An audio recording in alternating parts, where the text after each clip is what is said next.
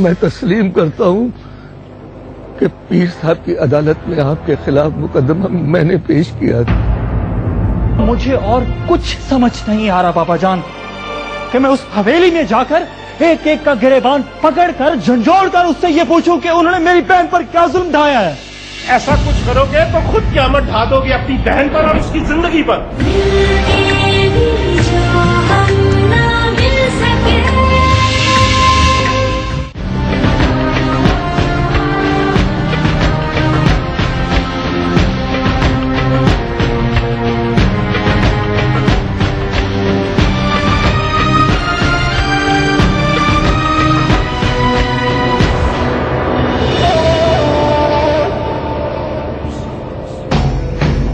चल बेबे फौरन बैठने निकल गया। अब्बा अब्बा इसे छोड़ दे, ये दूसरी गड्डी में आएगा। ये इतना सारा सामान है, यहाँ कैसे आएगा? ओ बेबे आ जाएगा, मैंने अपने यार को बोला वो गड्डी लेके आता होगा, उसे बिठा। लगता है वो आ गया।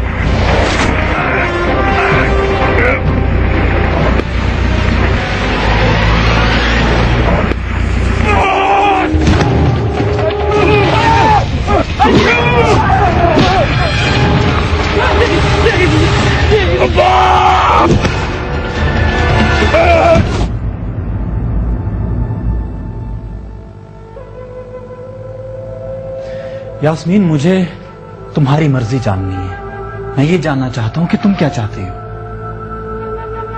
मैं उस हवेली में वापस नहीं जाना चाहती। यास्मीन, ये बहुत सख्त फैसला है, तुम्हें सोचना होगा, समझना होगा। इसके नतीजे में मुझे सब कुछ कबूल है, लेकिन मैं उस जालिम शख्स की कनीज बनना कबूल नहीं करूंगी। तुम अपने ही भाई के बारे में ऐसी सोच रखते हो?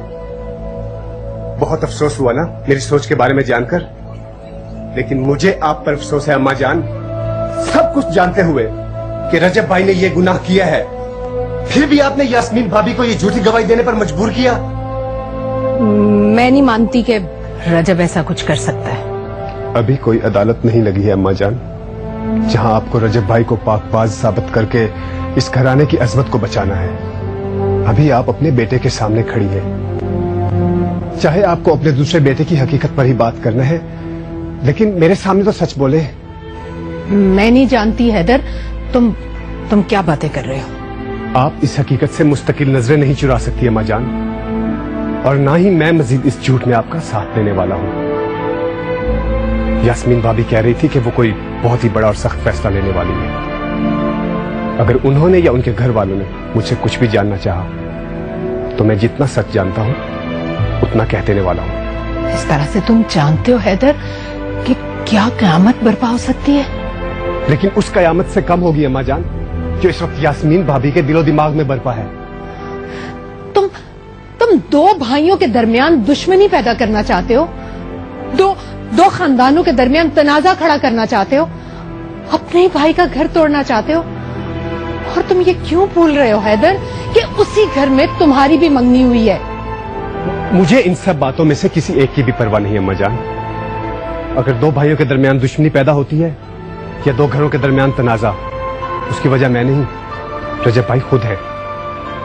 और अगर मेरे भाई का घर टूटता है तो उसकी भी वजह मैं नहीं, मेरी भाभी होंगी, और अब तक वो शायद कोई फैसला ले भी चुकी होगी।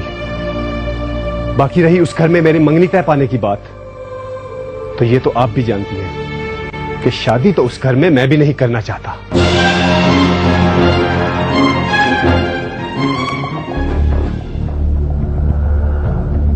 बिपजी बिपजी, बहुत बुरी खबर है। क्या हुआ अमिता, जल्दी बोल। बड़े शाहजी ना अच्छू भाई को पकड़ के ले गए और उन्होंने उसको इतना मारा है, मारते हुए डेरे पे ले गए।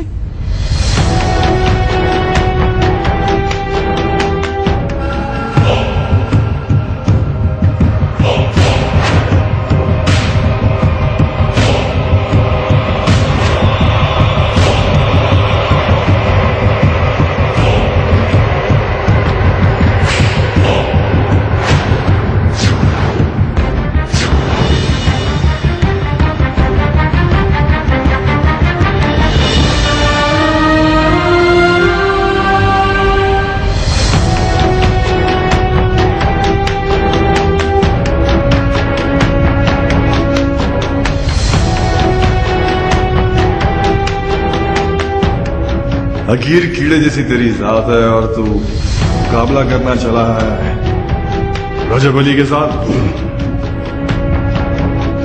अब इसे मैं तेरी जीदारी समझूं, तेरी बेवकूफी समझूं या नीट बन?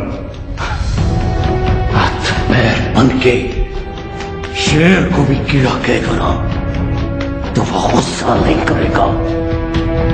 एक बारी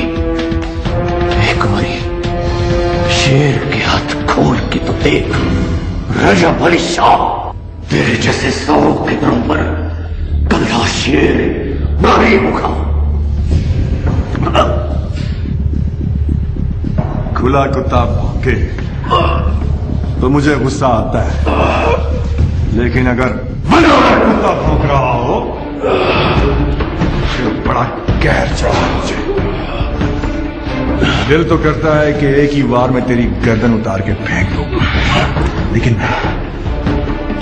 उससे मेरे गुस्से को ठंडनी पड़ेगी। उसके लिए मैं तेरी एक एक सिसकी की आवाज सुनना चाहता हूं, तुझे जख्मों और प्यास की शिद्दत से तड़प तड़प कर मरते हुए देखना चाहता हूं।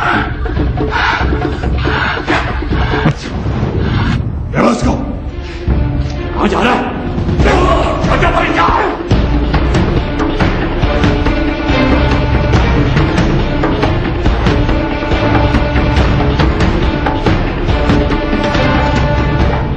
कुछ कीजिए अपा, खुदा के लिए कुछ कीजिए। ये हैदर कहाँ है?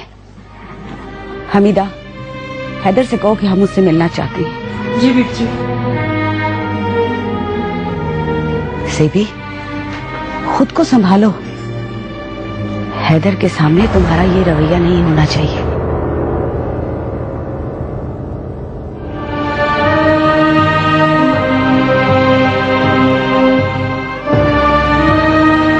खुदा के लिए एक बार हमारी इल्तजा पीर साहब तक पहुंचा दे।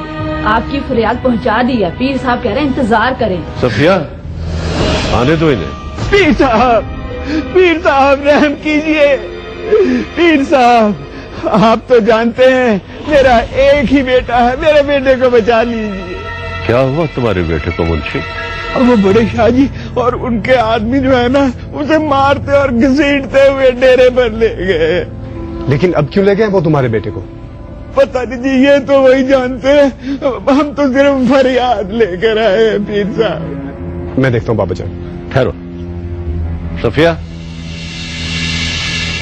रजब अली से कहो हमने याद किया उसे।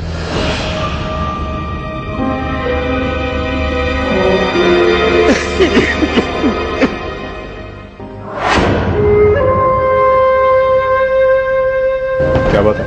वो शाहजी, आपको मेरो बेबी ने याद फरमाया है। मैं हुआ अपन? जी भाई।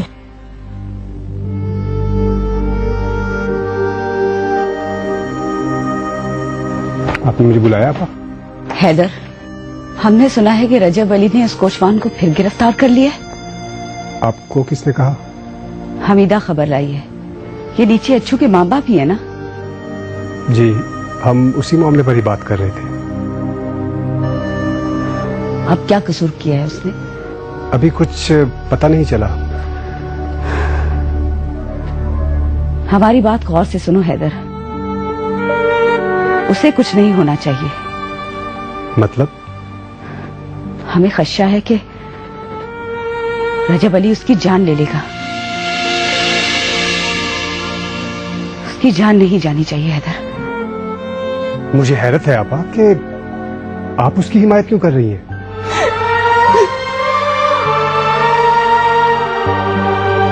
क्या हुआ? आप रो रही हैं? आप मुझसे चेहरा क्यों छुपा रही हैं? क्या हुआ ज़ेबी आपा को? हम ये तुम्हें बताना जरूरी नहीं समझते हैदर।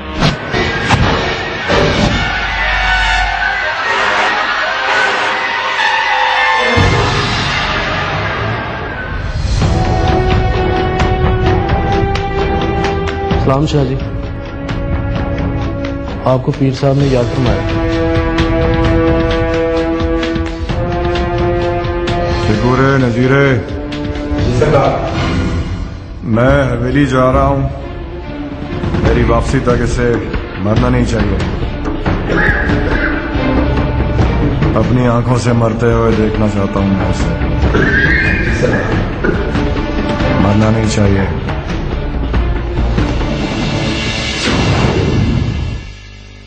मुझे बताइए आपा, क्या मामला है? आप दोनों उस कोचवान के लिए इतनी हमदर्दी क्यों दिखा रही हैं? तुम्हारे लिए कोचवान होगा मगर ज़ेबी के लिए नहीं। वो उससे मोहब्बत करती है।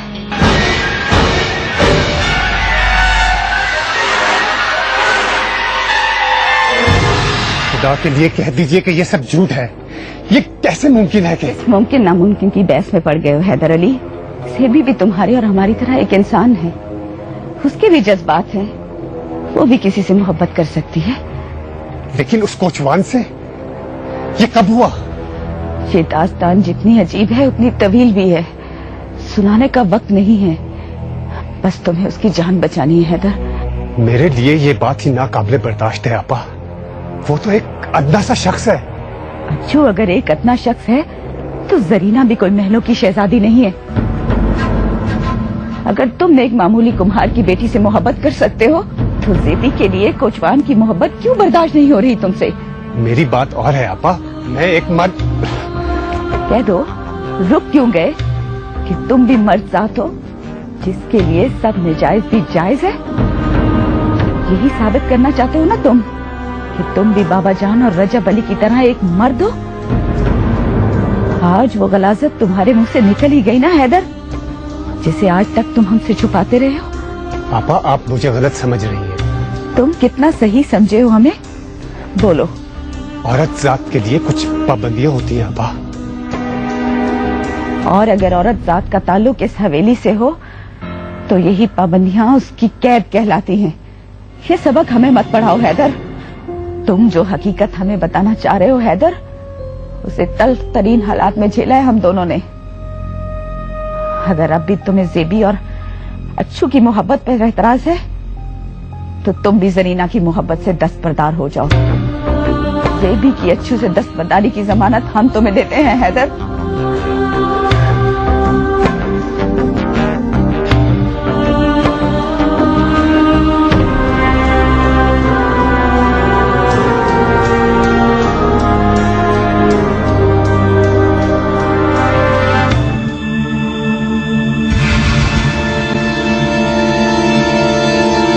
आपने मुझे याद फरमाया बाबा जान? हाँ, सुना है तुमने अच्छू को फिर से कैद में डाल दिया? जी बाबा जान। क्यों? इसलिए कि जिस मोतबिर शख्स ने आपकी अदालत में मेरे खिलाफ मुकदमा दायर किया था उसका नाम है मौलवी नेमतुल्लाह। उसे तो मैं कज़फ में मुकदमे के लिए छोड़ चुका हूं। लेकिन जिस शख्स के कहने पर मौलवी नेमतुल्लाह आपके पास आया था वो इनका बेटा अच्छू कोचवान है, और उसे मैं किसी कीमत पर नहीं छोड़ूंगा, क्योंकि वो अपना इंतकाम लेने के लिए मुझे बदनाम करने की साजिशें कर रहा है। और अगर उसे छोड़ भी दिया गया, अगर उसे छोड़ भी दिया गया तो वो बाज नहीं आएगा और यही काम करता रहेगा। और मुझे यकीन है कि आप ये बात कभी पसंद नहीं करेंगे कि आपकी गद्दी के वारिस के खिलाफ कोई ऐसी साजिशें करता फिर और उसे माफ कर दिया जाए।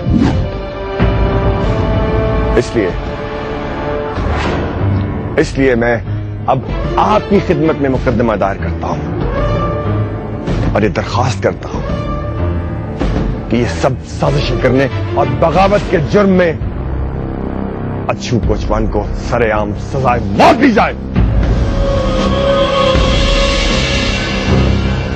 पीर साहब रहम करे, पीर साहब हमारे अच्छू को माफ कर दे, हमारे अच्छू को माफ कर दे पीर साहब। पीर साहब, हम अपने बेटे को लेकर बहुत दूर चले जाएंगे, बस एक बार उसकी जान बख्शी कर दे। अगर इतना ही ख्याल था तो पहले क्यों नहीं ले गए उसे यहां से? हम तो उसे अपने साथ लेकर जा ही रहे थे कि आप आ गए और उसे अपने साथ ले गए। बाबा जान, मुझे इनकी बातों का तो भरोसा हो सकता है, लेकिन अच्छू पर मुझे कोई एतबार नहीं है। मुझे यकीन है कि वो इनके कहने के बावजूद भी यहां से नहीं जाएगा, इसलिए मेरी दरखास्त है कि उस पर मुकदमा जरूर चलाया जाए।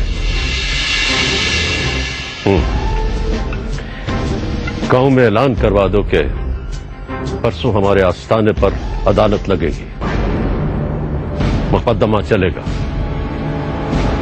अच्छू की तरफ से अगर कोई वकील पेश होना चाहता है तो उसकी इजाजत है। बहस होगी, दलाइल पेश किए जाएंगे और सबकी राय ली जाएगी। उसके बाद हम अपना फैसला सुनाएंगे। पीर साहब, पीर साहब बच्चे को माफ कर दे, रहम कीजिए पीर साहब, हमारे बेटे को माफ कर दे पीर साहब, पीर साहब, पीर साहब।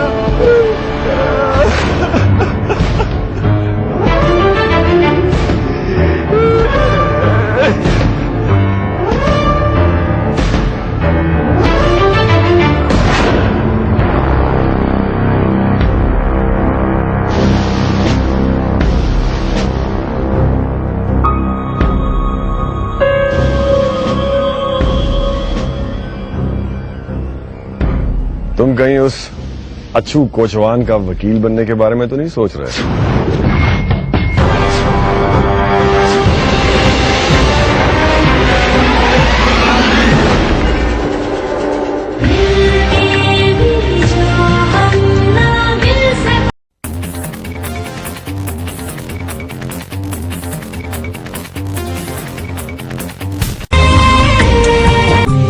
झीलों जैसी गहरी आंखों में खिलने लगी क्यों चांदनी, अनछुई होठों पे महके रुत क्यों प्यार की।